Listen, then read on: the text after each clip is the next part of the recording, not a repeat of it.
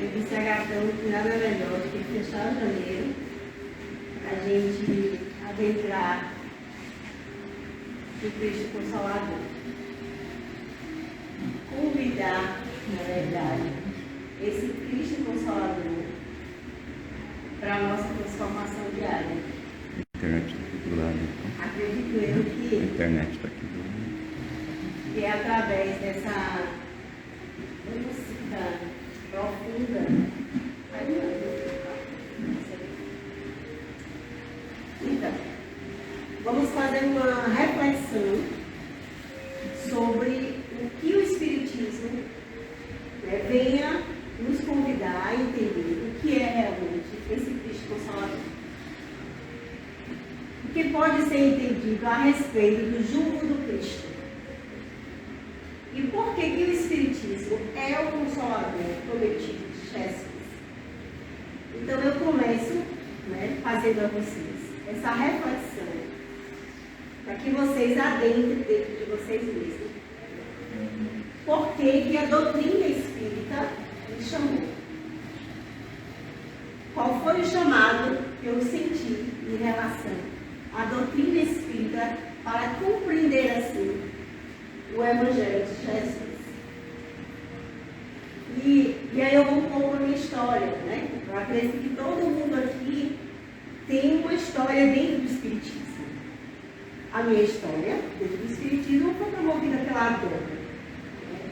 A mediunidade começou de uma forma bem ostensiva e o Espiritismo fez com que eu buscasse compreender por que eu estava sentindo aqueles fenômenos. E foi com os meus 16 anos que eu adentrei essa casa pela primeira vez. E aí então eu nunca mais parei de ser uma buscadora do Evangelho de Jesus. Qual o tipo mais perfeito que Deus ofereceu ao homem para lhe servir de modelo de vida? Jesus. Então, o Espiritismo, ele tem como base, como modelo, Jesus. Então, é esse Jesus, acredito eu, que cada um de nós vem buscar aqui nesse tempo. Mas não um Jesus externo, um Jesus interno. Um Jesus que tem um propósito de nos transformar a cada dia. Então, Jesus, o Espiritismo, ele vem como esse modelo básico dentro de nós, dentro da segunda doutrina espírita, como um iniciador de moral mais pura, mais sublime, a moral evangélica cristã, que há de renovar o mundo, aproximar os homens e torná-los irmãos, que há de fazer brotar de todos os corações humanos a caridade e o amor ao próximo, estabelecendo entre os homens uma solidariedade comum, de uma moral, enfim, que há de transformar a terra, tornando-nos a morada dos espíritos superiores, a qual que hoje o habita. Obviamente que essa morada dos espíritos superiores, aqui na terra, ainda vai levar alguns milênios para que isso possa acontecer. Para que a gente possa um dia chegar a sermos um Cristo aqui na terra. Por enquanto, nós ainda estamos nesse processo de transição da regeneração ou da expiação para a regeneração. Enquanto seres regeneradores, será que nós estamos realmente mais próximos ao amor, ao próximo? Será que a gente faz esse convite que Jesus nos diz todos os dias? Amar ao próximo como a nós mesmos? E eu sou muito buscadora, gente. Eu passei o dia todo hoje, até novamente em casa, quase como um pouco de palestra. Eu adentro mesmo, mas primeiro eu vou para mim, para depois eu acessar alguma coisa aí para vocês absorverem para vocês. E eu fiquei muito nessa reflexão do amor. O que é o amor ao próximo? Não é algo muito fácil, gente. A gente despir do nosso ego, sair dessa casca que muitas vezes nos endurece. Então vamos lá. Vinde a mim, todos os que estáis cansados, sob o peso do vosso fardo, e vos darei descanso. Tomai sobre vós o meu jugo e aprendei de mim, porque sou manso e humilde de coração. Encontrarei descanso para as vossas almas, pois meu jugo é suave e meu fardo é leve. Se a gente olhar essa imagem de Jesus como governador do planeta Terra, né, que manda que a gente simplesmente descanse os seus ombros e entregue tudo aquilo que a gente ainda não tem condições de resolver dentro de nós, com humildade, para assim a gente compreender o processo nosso reencarnatório. Vamos lá, para a gente entender. Tomai vós o meu jugo e aprendeis comigo, porque sou brando e humilde de coração. Jugo, trava de madeira, que se coloca sobre o pescoço dos bois, para puxar o carro ou o arado. Figuradamente significa o domínio, submissão. Na época de Jesus, por exemplo, a Palestina estava sob o jugo romano, ou seja, sobre o domínio dos romanos. A gente sabe, né, o que é aquele negócio que coloca no boi, né, como se fosse para dominar, né, o boi, domesticar, melhor dizendo assim, o boi. E aí eu atribuo isso aí como se fosse a gente, o boi, como se fosse o nosso corpo físico, aquela partezinha que chamamos de madeira, como se fosse o nosso ego. Né? Um convite de Jesus para dominar as nossas inclinações, em busca desse crescimento espiritual aqui nesse processo evolutivo. O jugo é símbolo de servidão. O jugo simboliza a disciplina das suas duas maneiras. Ou ela é sofrida de um modo humilhante, ou a disciplina escolhida, voluntariamente conduz ao domínio de si, à unidade interior, à união com Deus.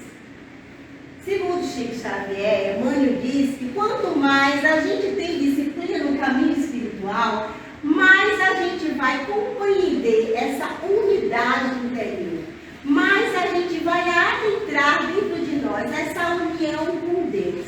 Então a gente pode escolher sim, essas duas maneiras. Qual é que você escolhe? Você prefere ir sempre pelo sofrimento ou você prefere ir pela disciplina interior, domesticar os seus instintos, para que a gente não possa mais repetir os mesmos erros, de reencarnação para reencarnação? Essa é uma reflexão que eu faço para vocês. Pois é suave o meu jugo e leve o meu fardo. Acharei repouso para as vossas almas, pois é suave o meu jugo e leve o meu fardo. Jesus impõe a condição, a sua assistência e a felicidade que promete aos aflitos. Essa é a condição. Essa está na lei, por ele ensinada, pois é suave o meu jugo e leve o meu fardo. Se a gente compreende a lei divina, se a gente compreende que é a lei do amor que nos liberta, obviamente a gente vai sentir essa leveza desse fardo, desse sofrimento que muitas vezes a gente passa na vida. Se a gente então compreender que Jesus é esse modelo e que é ele que a gente tem que seguir. Vinde a mim, todos vós que estáis aflitos e sobrecarregados, que eu vos aliviarei. Então, gente, esse é um convite. Quando a gente se sente aflito, sobrecarregado, Jesus faz um convite para que a gente adentre os templos da nossa fé, o nosso templo interior. Se trazemos a mente carregada de maus pensamentos, se o coração não perdoa e as emoções ficam girando em torno dos interesses materiais e das paixões inferiores, Jesus foi muito claro ao dizer: antes de entrar no templo para trazer a sua oferenda, Vai e reconcilie com o teu inimigo. Quem é o nosso inimigo? A gente mesmo. São as nossas sombras. São as nossas mazelas que a gente tem preguiça, entendeu? De transformar. Isso significa que para entrarmos em contato com as forças mais altas, devemos primeiro limpar o coração de todo o ódio, das mágoas, das sujeiras que ele desenvolvemos com as nossas atitudes egoístas. Então, quem realmente cria um empecilho à nossa sobrevivência, como eu digo na terapia, não é, Vânia? A nossa sobrevivência de crescimento interior? O nosso ego. São as nossas cascas que a gente tem dificuldade de despojar. Porque nós ficamos muito na zona de conforto. E como diz Emmanuel, no seu convite à disciplina interior, não é fácil. Crescer, desenvolver o autoconhecimento, que está tanto na moda, o autoconhecimento, mas se a gente não adentrarmos e conhecermos a natureza dos nossos pensamentos, para compreender a natureza dos nossos sentimentos, a gente não vai poder transformar. A gente só se transforma quando a gente compreende verdadeiramente aonde está a natureza dos nossos pensamentos, que está alinhado aos nossos sentimentos. Logo, se eu penso, eu sinto. Então, não tem transformação interior se a gente não adentra esse processo de nos conhecermos cada vez mais.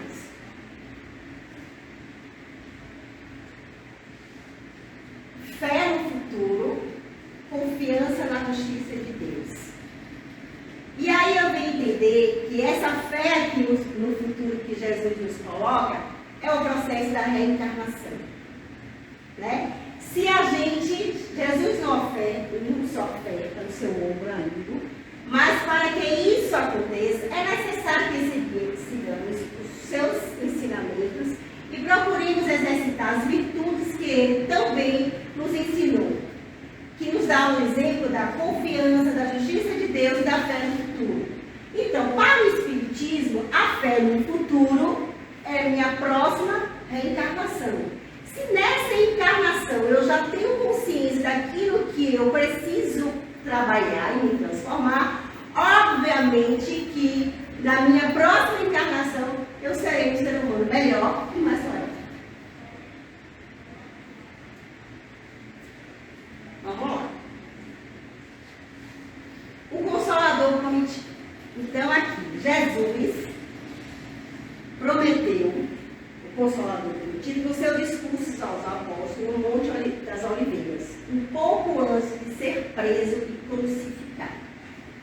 Então Jesus lá, com seu discípulo, com uma profunda conversação, eu acredito que deve ter sido isso, imagine o encontro de Jesus com seus 12 discípulos, sabendo que ele ia ser preso, e fez essa confissão de que haveria um Consolador prometido depois da sua morte.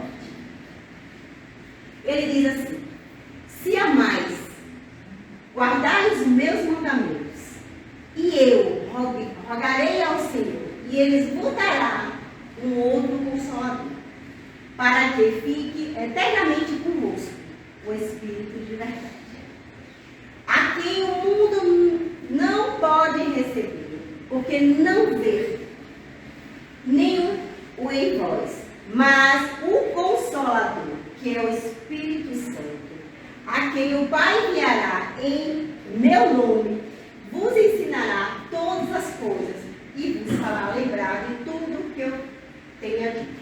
Então, Jesus, nos deu a condição de saber que logo após a sua crucificação e a sua morte, havia um remédio para as nossas almas, vamos dizer assim, uma consolação para as nossas almas. A gente não ia ficar aqui em vão, a gente não ia ficar órfão. Ok? O Consolador prometido. Então, o que é que vem a ser o Consolador prometido? Segundo lá no latim, lembrei de Marta, os portugueses, consolar, conceito de consolar, O latim é consolare, que significa aliviar, suavizar, sabe? Isso me deu uma paz tão grande, gatão. Agora eu vi assim, ó, consolar. Então, assim, Jesus sabia que nós ainda éramos almas ainda um tanto infantis no processo da evolução. Obviamente que ele deu esse processo para a gente ter uma espécie de confiança no futuro. E prometer, que veio do latim, atirar longe, obrigar-se verbalmente ou por escrito, fazer ou dar alguma coisa, comprometer, anunciar, dar esperança. Então, o Consolador prometido é aquele que vem aliviar as nossas dores e nos dar esperança. Esse escritor ainda tem andado por esse negocinho, não? Já foi aqui? O Cristo Consolador. Nas consolações e tarefas do Espiritismo, é necessário que o coração vibre de acordo em sintonia com o cérebro, para que não venhamos a perder a valiosa oportunidade do tempo. E olha quem falou isso aqui, foi Emmanuel. E isso a física quântica está dizendo agora.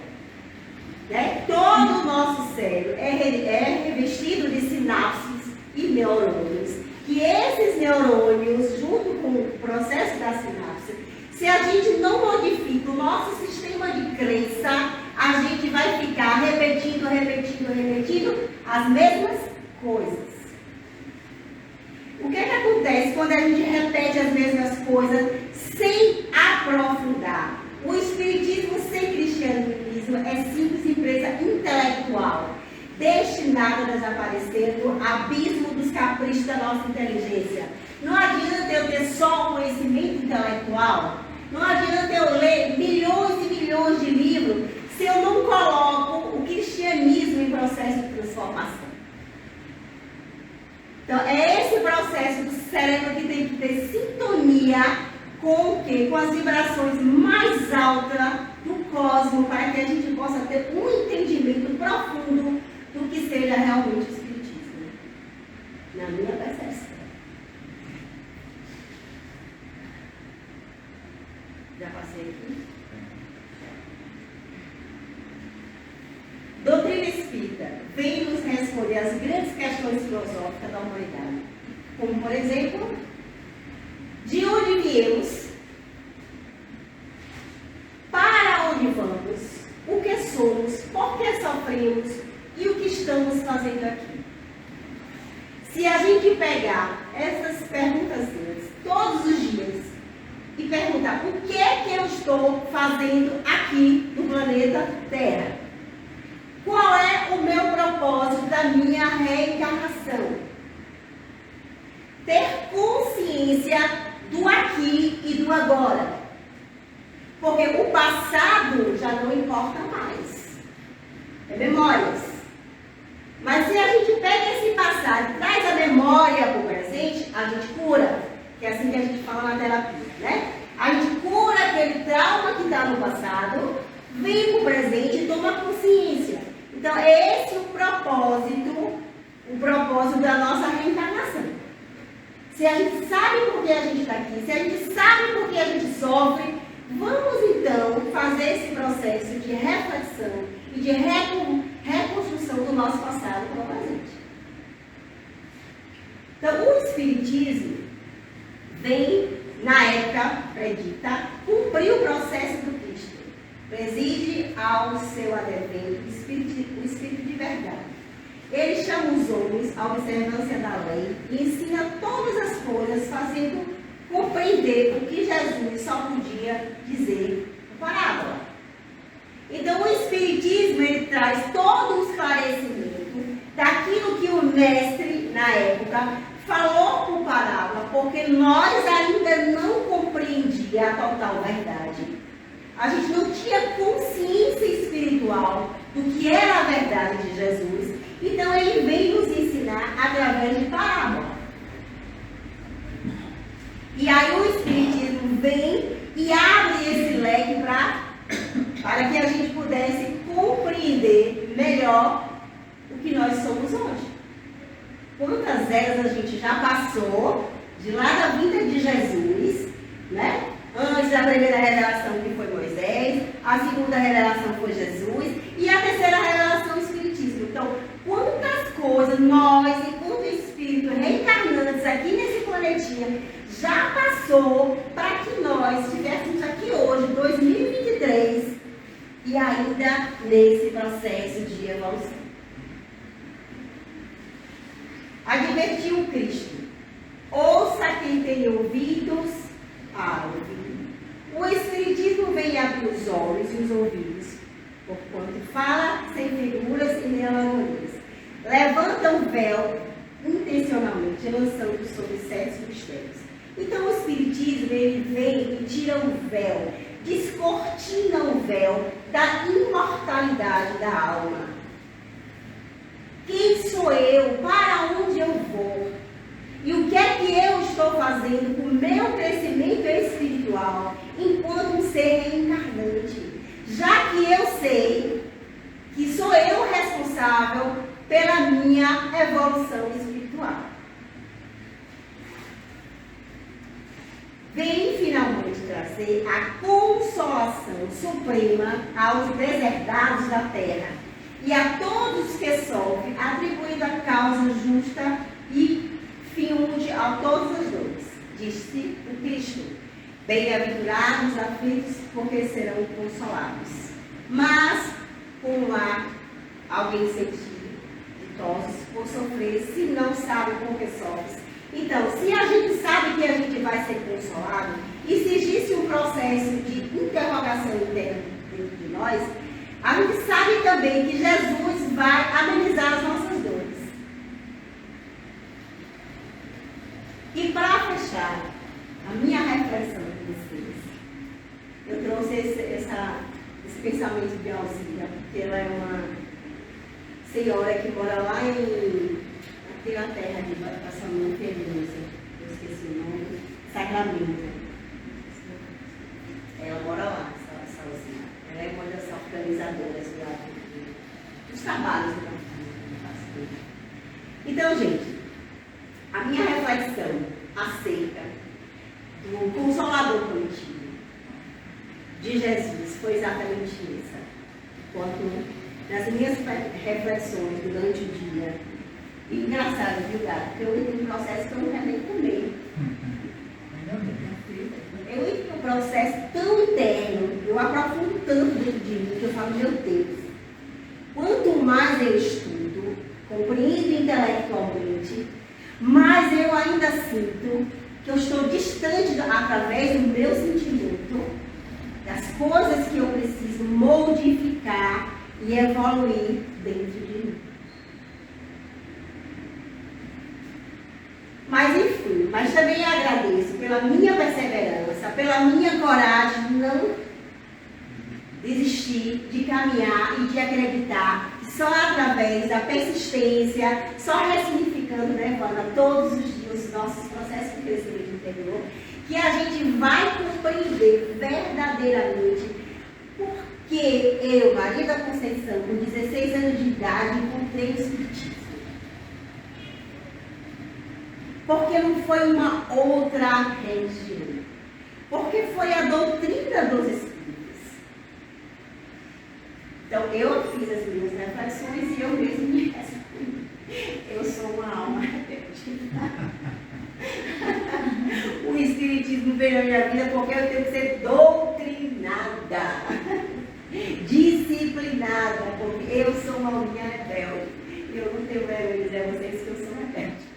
Então, para fechar, gente, ó, nós nunca precisamos tanto da doutrina dos Espíritos. Precisamos dela para, com sentido, vamos ler de novo.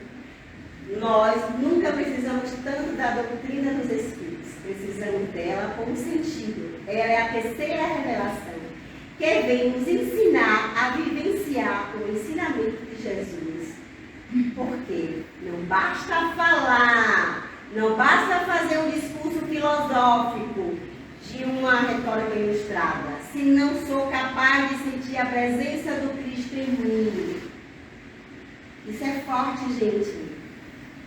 Por isso que eu fiquei lá em casa o dia todinho. Digo, Jesus, deixa eu te sentir. Deixa eu te sentir. Eu não quero saber de você aqui na minha cabeça. Eu quero te sentir no coração. O intelecto já sabe, Jesus. Eu já sei da sua história toda. Mas eu quero sentir você no meu coração. E como é difícil, gente, sentir a presença de Jesus. Por último, eu digo, Divaldo, me ajuda. Eu botei lá uma meditação de Jesus. Para adentrar essa presença do Cristo. Porque não é fácil a gente sentir essa presença de Jesus dentro de nós. Especialmente nos momentos das nossas escolhas, de nossas decisões, das nossas ponderações e distante do Cristo por várias situações reencarnatórias.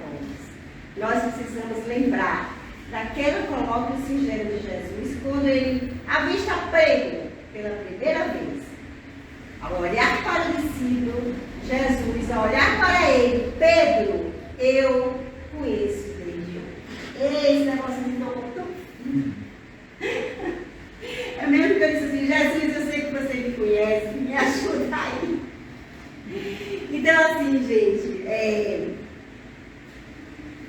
são essas reflexões que eu trago para vocês hoje, né, em relação ao Cristo Consolador. Né, que nós possamos verdadeiramente olhar todos os dias da nossa existência ao levantarmos e buscar sentir essa transformação.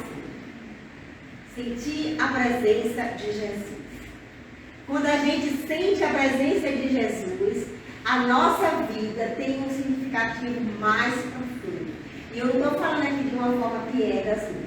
Quando a gente sente a presença de Jesus no sentido mais profundo que seja o Cristo tem, a gente transforma as nossas vidas. E com certeza a gente vai se sentir mais leve. Então, que a presença de Cristo esteja com vocês. Muito obrigada pela paciência.